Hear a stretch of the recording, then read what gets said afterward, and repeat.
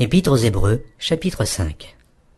En effet, tout souverain sacrificateur, pris du milieu des hommes, est établi pour les hommes, dans le service de Dieu, afin de présenter des offrandes et des sacrifices pour les péchés.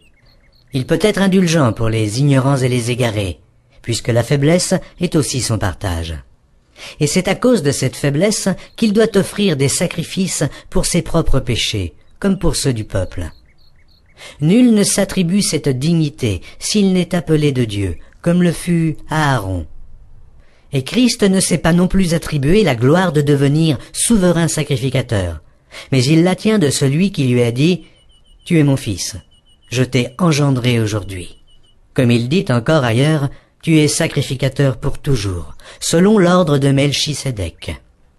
C'est lui qui, dans les jours de sa chair, ayant présenté avec de grands cris et avec larmes des prières et des supplications à celui qui pouvait le sauver de la mort, et ayant été exaucé à cause de sa piété, a appris, bien qu'il fût fils, l'obéissance par les choses qu'il a souffertes, et qui, après avoir été élevé à la perfection, est devenu pour tous ceux qui lui obéissent l'auteur d'un salut éternel.